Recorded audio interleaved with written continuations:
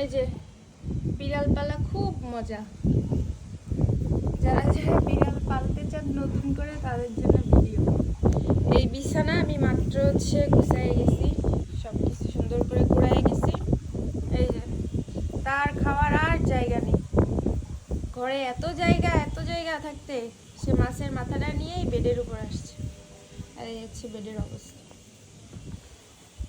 মানে সেম তোমার মা রোজ ফ্লোরার যে অভ্যাস, মাছ নিয়ে পাপোশের উপর খাওয়া, বেডের উপর খাওয়া, আর বাচ্চাগুলোর সেম অভ্যাস হয়েছে।